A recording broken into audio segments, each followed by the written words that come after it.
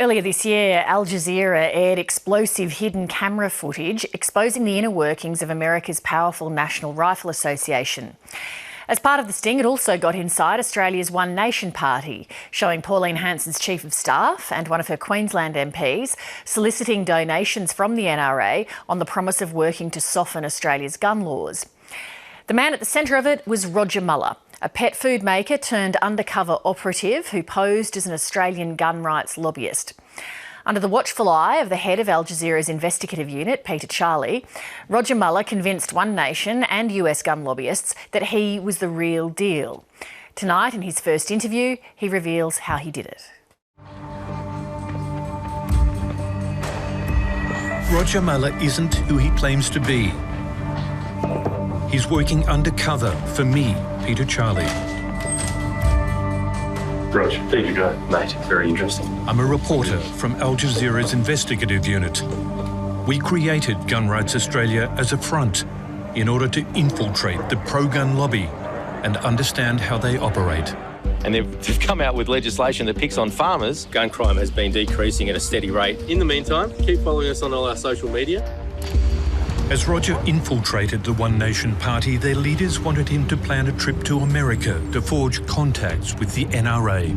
Offense, offense, offense. And that is an effective communication strategy. And that's what the NRA does very well. We can change the voting system in our country, the way people operate. We've got the money to do it. We have the people. We've got the momentum. What sort of number are you guys thinking? I'm thinking 10. No, I was thinking 20. 20? If it gets out, and rock the boat. This was a deliberate setup by the Qatari government under Al Jazeera. He set these meetings up. This is skullduggery at its worst. This is the very first time Australia has witnessed political interference from a foreign government. Rodger, if I could start with you, tell me about the day in late 2015 when you received a phone call from Peter Charlie, the head of Al Jazeera's investigative unit in Washington. Well, I was driving along in NRA on the south coast, and Pete called, and I hadn't heard from him for a couple of years. And then he started to talk about the project, and I pulled over. I had him on hands-free, pulled over, and got my phone and Googled him because I thought he'd gone mad. And so I Googled and saw that he'd had taken up a role with Al Jazeera, and we chatted, and he explained what he wanted to do with looking into finding out more about the inner workings of the NRA, and I was quite interested in it myself, and said, yeah, look, let's have a chat, and so we did. And what was your professional background? Did you have any experience in undercover work, media, anything of that nature? Not at all. I've run my own businesses my whole life, and had a number of them, and when Peter rang, I was in the middle of setting up a dog food business. How did you two know each other? We used to live in the same neighbourhood in Sydney, and I've known Rog for about 20 years or more, I guess. And we used to drink in the same coffee shop, and our kids got to know each other. And when I was looking for someone for this, I looked at a number of potential candidates, but eventually I thought the best person I can think of is Rodger Muller, because he just ticks all the boxes. He's got the right temperament, and seems to be the sort of guy who can handle a lot of pressure with a good sense of humour. And I think it was a good choice. So what was your plan then, Peter, once Rodger said okay? What was the plan with what you were going to do with him? Well, the first thing I needed to do was bring Rodger up to speed with the handling of guns, and to make him a highly credible, believable sort of pro-gun advocate.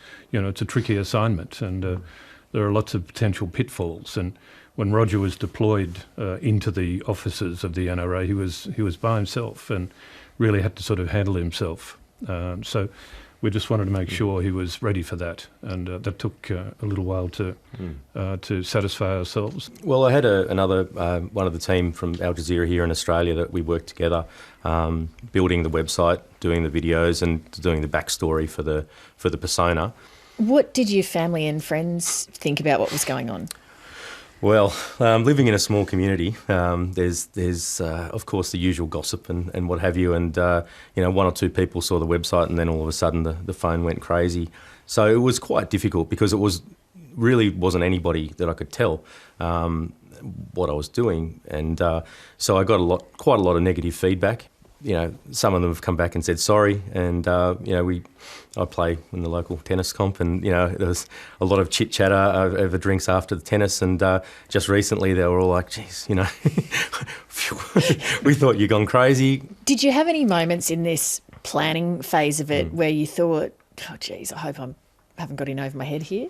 I think it was the first trip to Washington. I did a gun safety course, which was also about concealed carry licensing.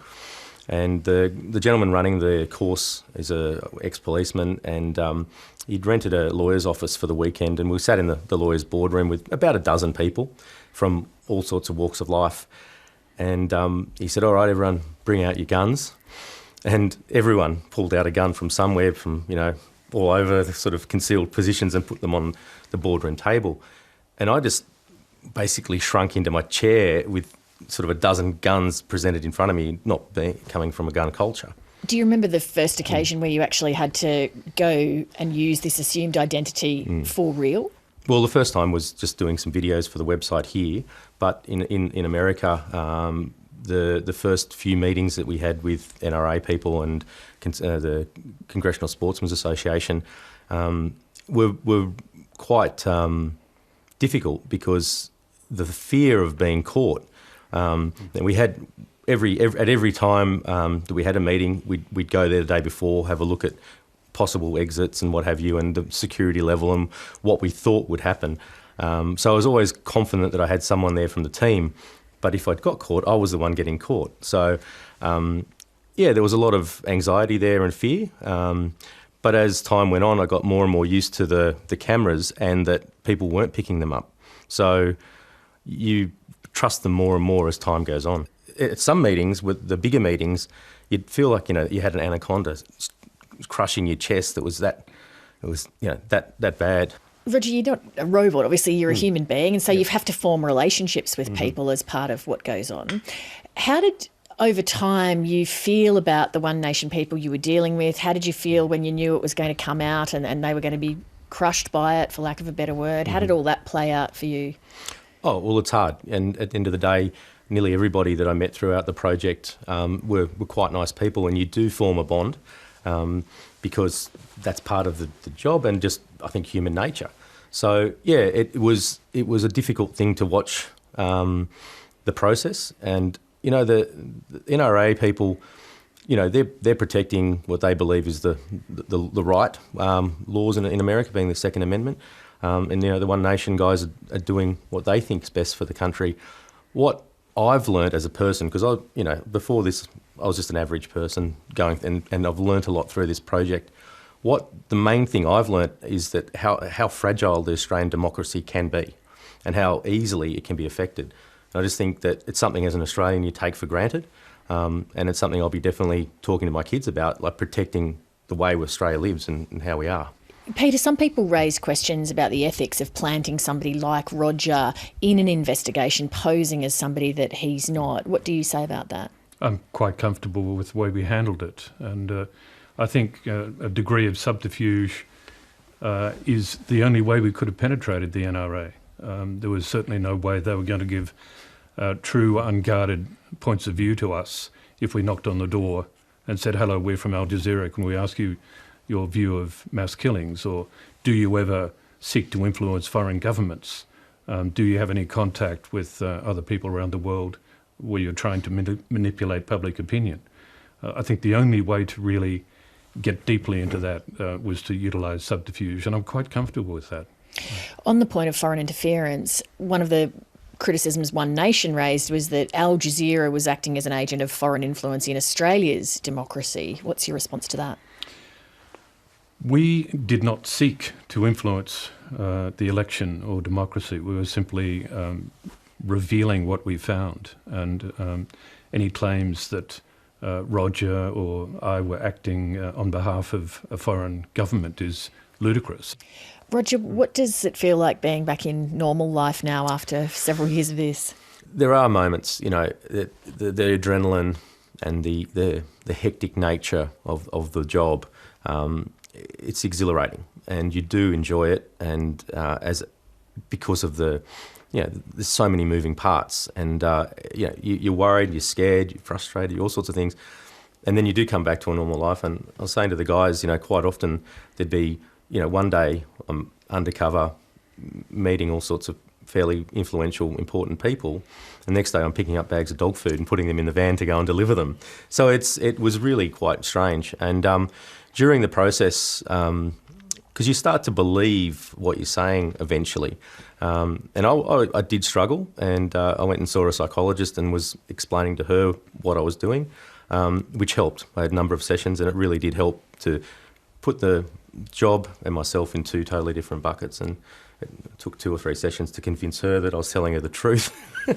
Eventually she believed me, and, we got through it. Your initial diagnosis was probably something quite different. Absolutely. The people tell you, they say, tell us about it. And you go, sometimes, what are you talking about? Because it did become part of my life and quite normal.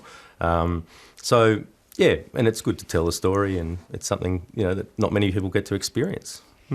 Thank you very much to both of you. Thanks, Lee. Hi, I'm Lee Sales. Thanks for watching this story. If you'd like to watch more of 730's stories, they are on the left of your screen. And tap on the button below to subscribe and get the latest from ABC News.